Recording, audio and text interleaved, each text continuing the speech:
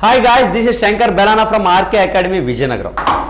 Myself, physical coach and pure maths and reasoning expert. Guys, already మనం గత కొద్ది రోజులుగా డైలీ కానిస్టేబుల్స్ ఎవరైతే సిన్సియర్ ఆస్పిరెంట్స్ ఎవరైతే ఉన్నారో వాళ్ళు వాట్సాప్ ద్వారా మనకి క్వశ్చన్స్ అనేవి సెండ్ చేయడం జరుగుతుంది. వాటిని మీకు కాన్సెప్చువల్గా విత్ ఎక్స్ప్లెనేషన్ కంప్లీట్గా బోత్ మీడియంలో ఎక్స్ప్లెనేషన్ ఇస్తున్నాను. అలాగే షార్ట్ కట్ అంటే మనకు ఒక హ్యాబిట్ ఉంది, కంటి చూపుతో చంపే హ్యాబిట్. మీరు యూత్ కాబట్టి క్వశ్చన్స్ను కూడా అదేవిధంగా కంటి చూపులతో చంపేయాలి. కామెడీ కాదు, it is very serious. Already ముందు క్వశ్చన్ చేశాను, అవి కూడా మీకు చేసి చూపించాను. ఇదే విధంగా ఈ క్వశ్చన్ కూడా మీకు ఫస్ట్ కాన్సెప్చువల్గా చెప్తాను, ఆ తర్వాత డైరెక్ట్గా ఆన్సర్ పెట్టాలి. మీరు నాకు వద్దు, డైరెక్ట్గా అటాక్ చేయించే బాధ్యత నాది.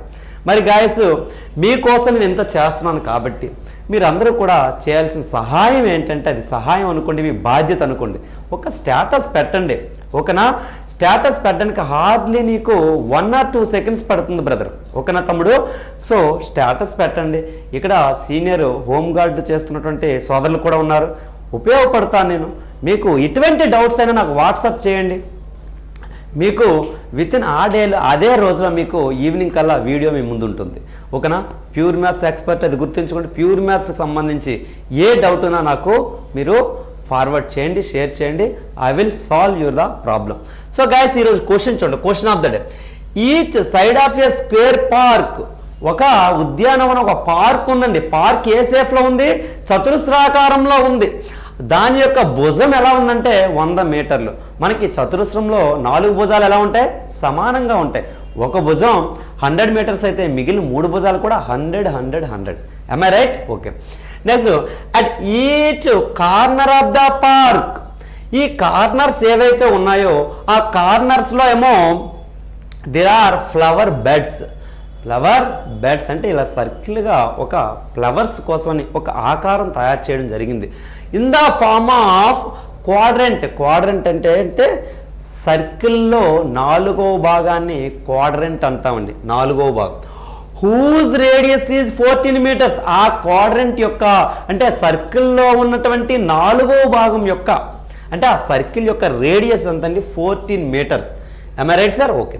The area of the remaining part of the park, ఈ 4 క్వాడ్రంట్స్ని తీసేస్తే మిగిలినటువంటి ఈ ప్రదేశం యొక్క ఏరియా వైశాల్యం కావాలి. క్వశ్చన్ అర్థమైంది కదా తెలుగు మీడియం ఇంగ్లీష్ మీడియం వాళ్ళకి?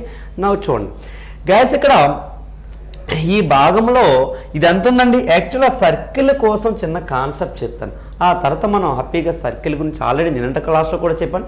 ఈరోజు క్లాస్లో కూడా కొందరు బిగినర్స్ ఉండొచ్చు, కొందరు జస్ట్ ఫ్రెషర్స్ అవ్వచ్చు, వాళ్ళ కోసం ఉపయోగపడుతుంది కాబట్టి నేను కంప్లీట్ సర్కిల్ యొక్క కాన్సెప్ట్, స్క్వేర్ యొక్క కాన్సెప్ట్ చెప్పి ఇక్కడికి వద్దాం.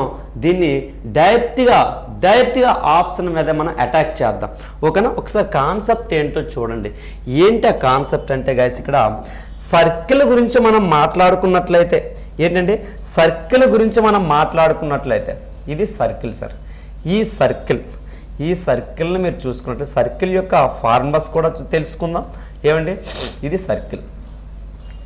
ఈ సర్కిల్లో దీన్నేమో మధ్యనటువంటి బిందువుని సెంటర్, కేంద్రం అంటామని చెప్పుకున్నాం మనం. చుట్టూ ఉన్నదాన్ని సర్క్యూంఫరెన్స్, బౌండరీ, దాన్నే చుట్టుకొలత మన భాషలో. దాన్ని ఇంగ్లీష్ మీడియంలో సర్క్యూంఫరెన్స్ను, తెలుగు మీడియంలో వృత్త పరిధి అంటాం. దాని యొక్క ఇదేమో ఓ, సెంటర్ ఓ. ఇక్కడ పెరిమీటర్ సర్క్యూంఫరెన్స్ ఎంత అండి? ఇక్కడ 2πr అండి, 2πr సర్క్యూంఫరెన్స్ చుట్టుకొలత. అలాగే రేడియస్ని ఎలాగో మనం రేడియస్ని ఆర్తో చూపిస్తాం, వ్యాసార్థం అంటాం దీన్ని.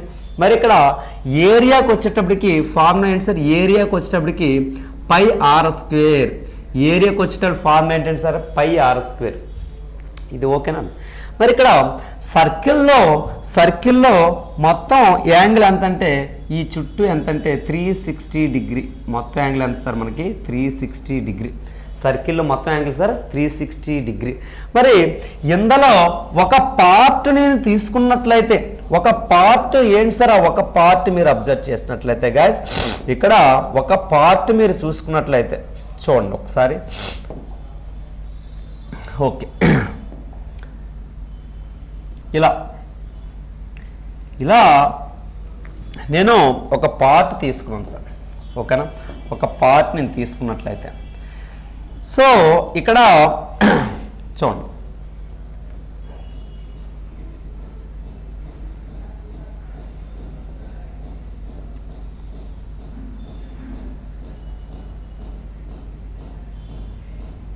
ఇది ఎంత ఉంటుంది సార్ మనకి 90 డిగ్రీ. ఎంత ఉంటుంది సార్ మనకి ఇక్కడ యాంగిల్ అనేది 90 డిగ్రీ ఉంటుంది. ఎంత ఉంటుంది సార్ మనకి యాంగిల్ అనేది ఇక్కడ 90 డిగ్రీ ఉంటుంది. ఇది 90 డిగ్రీ అంటే 4 9 36 360 డిగ్రీ అంటే 90 డిగ్రీలు ఉన్నటువంటి 4 పార్ట్స్ మనం తయారు చేయొచ్చు సర్కిల్. దాన్నే క్వాడ్రంట్ అంటాం, ఓకేనా, క్వార్టర్ సర్కిల్. సో దీన్ని క్వాడ్రంట్ అంటే మరి 4 భాగాలు కలిపితే అది కంప్లీట్ సర్కిల్ అవుతుంది. మరి ఇక్కడ అబ్జర్వ్ చేయండి, ఎన్ని భాగాలు ఉన్నాయి సార్? 1 2 3 4. ఈ 4 పార్ట్స్ కలిపి ఒక సర్కిల్ అవుతుంది. ఎటువంటి సర్కిల్? 14 మీటర్స్ రేడియస్, వ్యాసార్థం ఉన్నటువంటి ఒక సర్కిల్ అవుతుంది. అర్థమవుతుందా? ఒక సర్కిల్ ఉంటుంది. మరి ఈ స్క్వేర్ యొక్క మొత్తం ఏరియాలో ఈ 4 పార్ట్లను కలిపి ఒక సర్కిల్గా తీసుకున్నాం కాబట్టి సర్కిల్ యొక్క ఏరియాని తీసేస్తే మనకి ఏం మిగులుతారంటే ఈ రిమైనింగ్ ఏరియా. అవునా? అర్థమైందండి? మొత్తం స్క్వేర్లో, మొత్తం చతురస్రంలో ఈ 4 పార్ట్లు ఏవైతే ఉన్నాయో, ఈ 4 పార్ట్లు అంటే కన్ఫ్యూజ్ అవ్వకండి, నేను కంప్లీట్గా సర్కిల్ తీసేసుకున్నాను. కానీ యాక్చువల్గా ఇది 4 పార్ట్లు అంటే ఇది 1 2 3 4.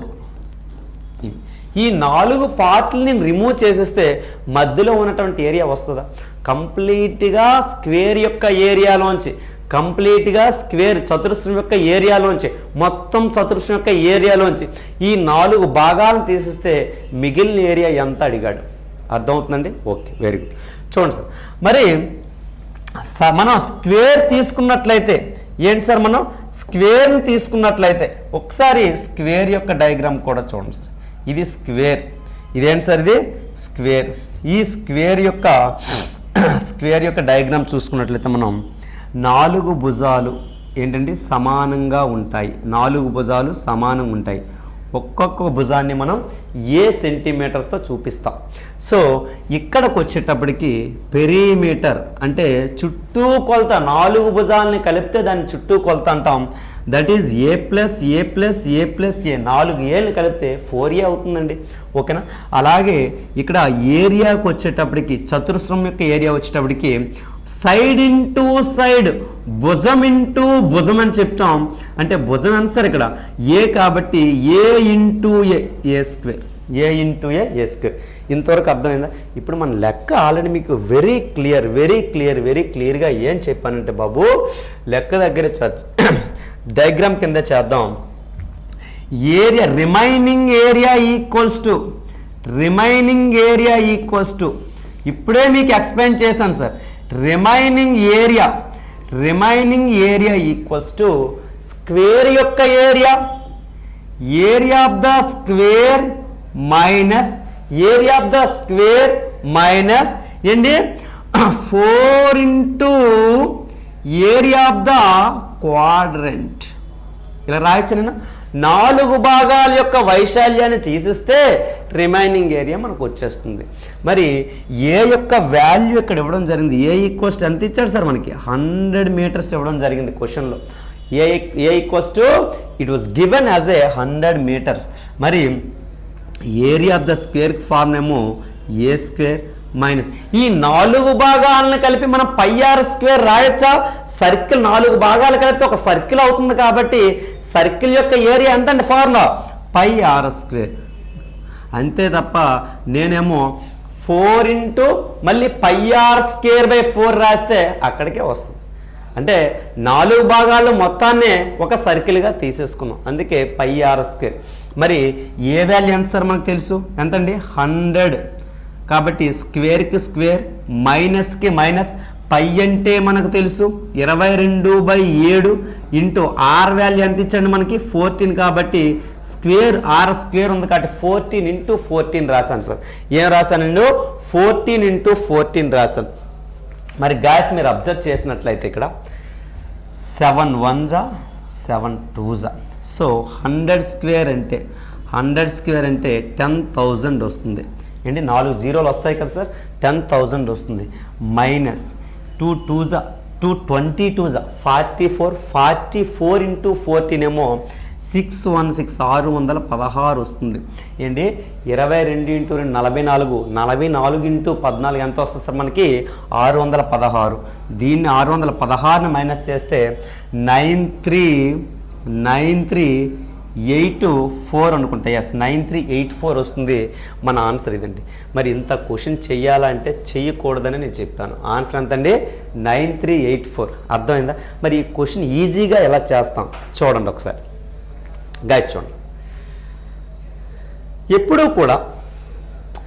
నేను ఎప్పుడు కూడా very very very very very very మన విలేజ్ లాంగ్వేజ్లోనే ఆలోచించండి, అలాగే మాట్లాడండి. కాంపిటేటివ్లోకి వచ్చేటప్పుడు ఏంటి మేషరు? ఇక్కడ క్లియర్గా కాన్సెప్ట్ అయితే మీకు అర్థమైంది. ఏమర్థమైంది బాబు? ఒక స్క్వేర్ ఉంది. స్క్వేర్ దగ్గర 4 కార్నర్లో మనం చిన్న చిన్న సర్కిల్స్ అంటే క్వాడ్రంట్స్, పావు సర్కిల్స్ ఏంటి క్వార్టర్ సర్కిల్స్ని మనం అరేంజ్ పెట్టాం. సో వాటిని తీసిస్తే మిగతా ఏరియా కట్టమన్నాడు క్వశ్చన్లో. ఇది మీకు క్లారిటీ ఉంది కదా? అరే ఏం క్లారిటీ అంటే ఇక్కడ ఎప్పుడూ కూడా ఏరియా అనేటప్పటికి స్క్వేర్లో ఉంటుంది. ఏరియా అనేటప్పటికి ఎలా ఉంటుందండి? స్క్వేర్లో ఉంటుంది. ఏరియా అనేటప్పటికి స్క్వేర్లో ఉంటుంది. వాల్యూమ్ అనేటప్పటికీ వేరియబుల్ అనేది క్యూబుల్లో ఉంటుంది. అర్థమవుతుందండి? వాల్యూమ్ అనేటప్పటికి వేరియబుల్ అంటే ఏఆర్లు ఆల్ఫాబెట్స్, వాటిలో మనం చలరాశులు వేరియబుల్స్ అంటాం ఏంటి? ఇక్కడ ఏరియా ఈ 2 ఏరియాల మధ్య డిఫరెన్స్ మనకు కావాలి. ఒక ఏరియా ఏదైతే పెద్ద ఏరియా ఉందో, పెద్ద ఏరియా అంటే ఇక్కడ చతురస్రం యొక్క ఏరియా ఎంతండి? 100 ఇంటూ 100 అంటే యూనిట్ డిజిట్ ఏమొస్తుంది? జీరోస్లో వస్తుంది. యూనిట్ డిజిట్ ఏమొస్తుంది? జీరోస్లో వస్తుంది. మరి ఇక్కడేమో మనకు 14 ఇచ్చాడండి. రేడియస్ ఎంత ఇచ్చాడు సార్ మనకి? 14. దీన్ని స్క్వేర్ చేస్తే 4 4ల 16 ఎంతండి? 14 ఇంటూ 14 4 4s 16. ఇక్కడ ఎంత వస్తుందండి? 6లో వస్తుంది యూనిట్ డిజిట్. అక్కడేమో 10sలో వచ్చింది. అంటే జీరో అంటే ఏం లేదంటే ఏమండి? జీరో లేదంటే అర్థం, జీరో ఉంది అంటే అర్థం ఏంటి సార్? మనం 10 ఉన్నాడు. 10లో 6 తీస్తే 4. ఒకే ఒక ఆప్షన్ ఇచ్చాడు సార్, మీకు చిన్నపిల్లలకి ఇచ్చినట్లు ఇచ్చాడు. ఎక్కడ కూడా యూనిట్ డిజిట్ 4లో ఇవ్వలేదు.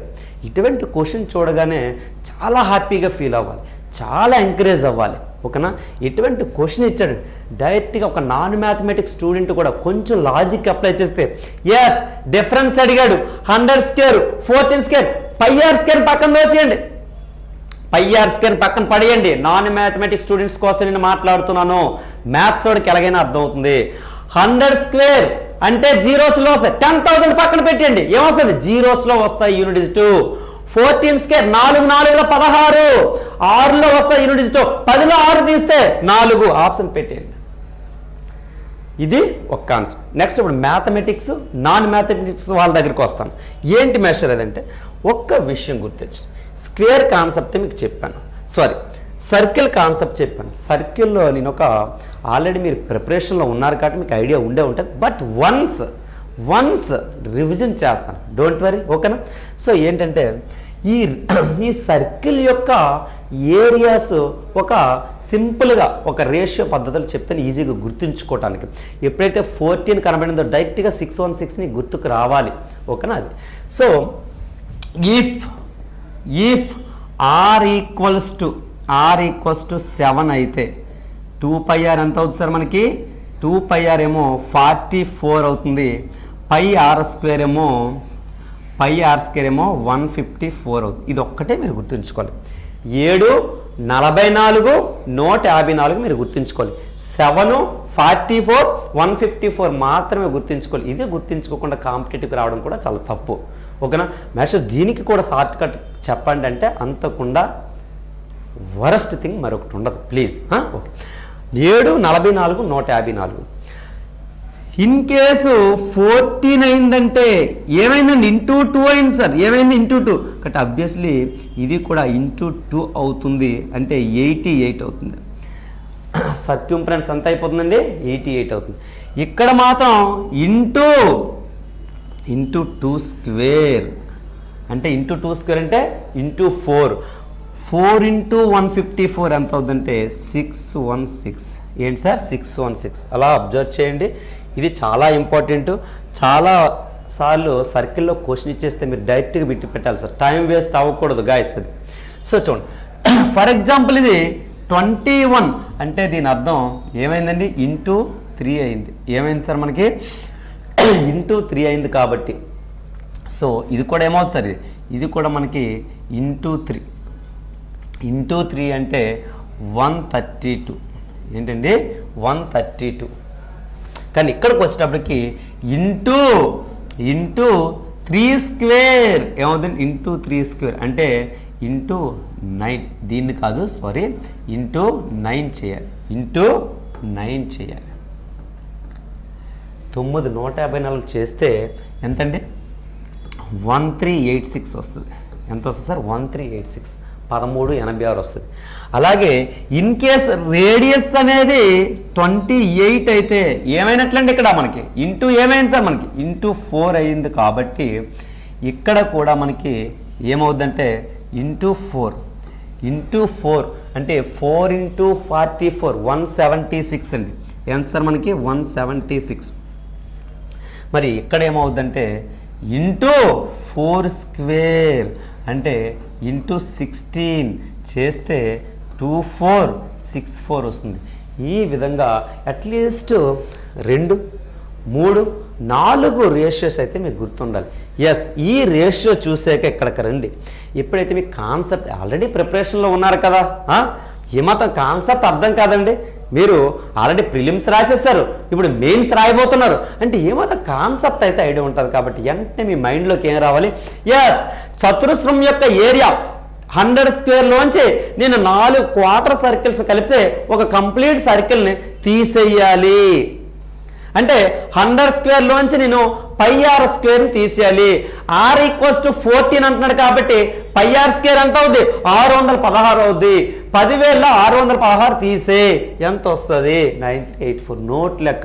నా దృష్టిలో ప్యూర్ మ్యాథ్స్ 75 to 80% నోట్ లెక్కలే. ఓకేనా గైస్, అర్థమైంది అనుకుంటాను. సో జాగ్రత్తగా నోట్స్ తయారు చేసుకోండి. డౌట్స్ ఏమైనా ఉంటే నాకు చెప్పండి. All the best guys. జై హింద్.